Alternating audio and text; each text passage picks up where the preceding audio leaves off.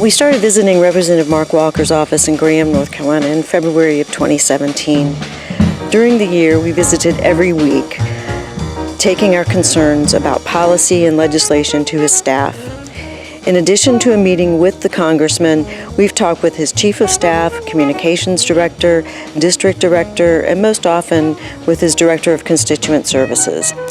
Every single week that the office was open, we took a well-crafted, well-researched statement and signed it on Tuesdays at 10 every week. Last fall, we found new security measures. Now we must be buzzed in, and only a few of us are allowed into the office at a time, so we have to line up outside for admittance. Additionally, the office suddenly decided to close every other Tuesday for staff training, which never happened before. Hence, they've limited our access to the Congressman's staff and limited our ability to take our concerns to him. Hi, I'm Trina Harrison, and in 2016, after the election, we decided as a group to start Indivisible NC6 and to focus our energies on Representative Mark Walker to resist the Trump agenda. And as part of that resistance, we began going to his office every week, and we went for 38, 39 weeks, every time the office was open, with a group of people to take a well-researched concern to the Congressman. A lot of these visits were about healthcare and the ACA. It was about policy, about just our general fear, our really gut fear of this administration and how chaotic and out of control it felt to us. And what better place than to go to his office in Graham and present our concerns to his staff. When we started, our reception was quite good and quite kind. We had a good rapport with his staff, and we met with his Washington staff and his local staff, and it felt good. I mean, part of his Washington staff even told us that actually nobody in the Republican Party liked the president much either. And so we felt like we were making some headway.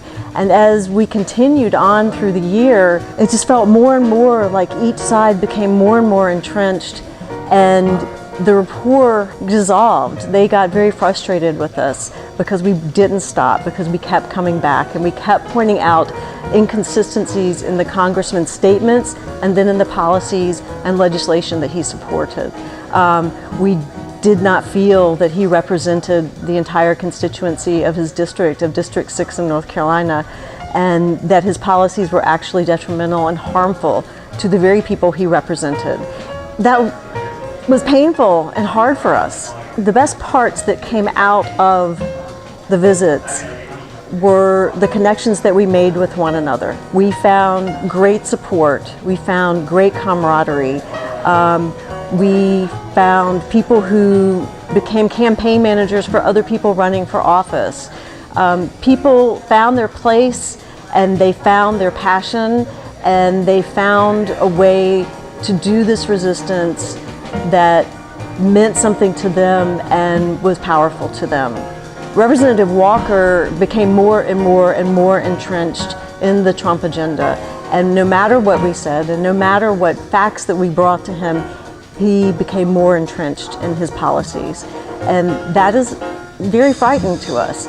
So as we go into 2018, our efforts are going to turn toward how to change the elections, how to work for good, fair, representative elections at the ballot box, how to find candidates that represent our values and represent the values and can build bridges and represent values for the entire constituency of District 6, not just a very narrow portion of it. Can you tell me where you're from and your name? Louise Shulak. I'm from Mebane, North Carolina. You've been visiting Mark Walker's office every week pretty much for the past year. What did you learn about Representative Walker? How was the experience for you? I found that he was somewhat one-sided. I was disappointed in learning how in lockstep with Donald Trump he was. It seemed like he wasn't giving any original thought to bills, to ideas, to what the people wanted.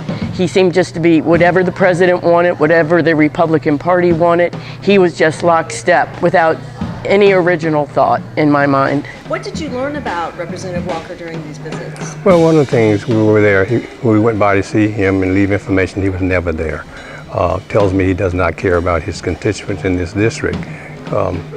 Just towing the party line isn't what I look for. I look for him to respond to the people in this district like he cares for this district.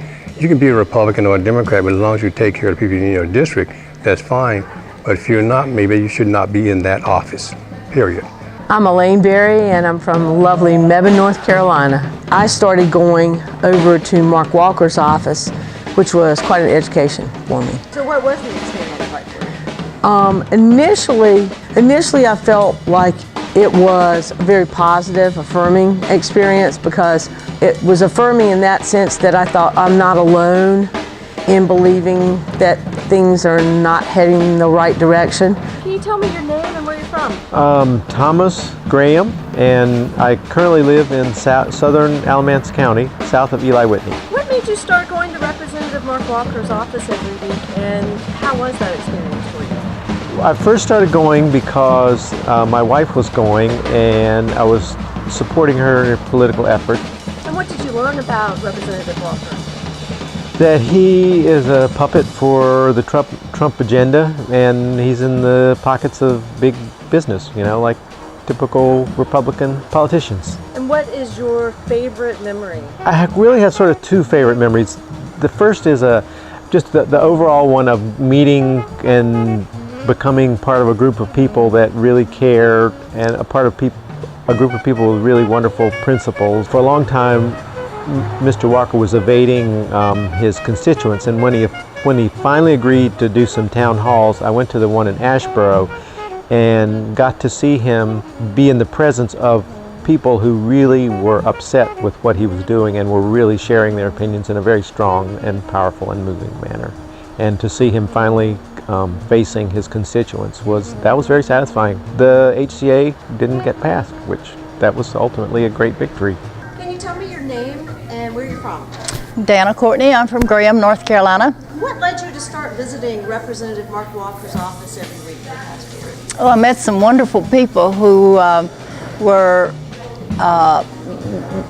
just touching my heart and my mind about things that need to be brought to light. As I remember, we were first working on health care for everyone, and when I found Indivisible was already in this, I thought, why reinvent the wheel? What did you learn about Representative Walker during these visits? Oh my, I learned that he's fairly aloof, that we did not find it easy to have contact with him, although his staff was available. It took a whole lot of energy to even get a town hall, which was very structured and really hard for people, I think, to be spontaneous and get their real thoughts and feelings in.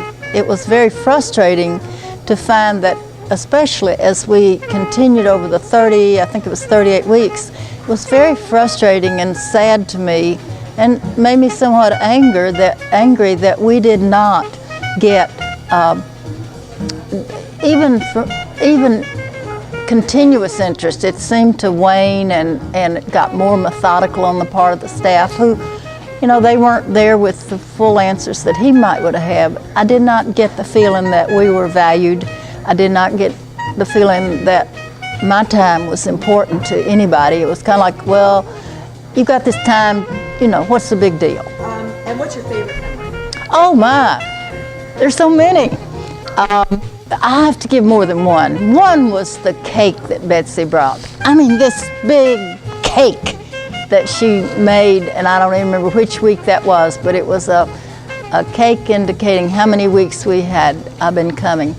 But more so was times when I thought, well, the outreach, we might have 5 and we'd have 15 or 20 people of all shapes, forms, groups, races, genders, and we just came together like a miracle almost, knowing that everybody had a lot to do, and knowing that if we had 5, we were going, we were cooking.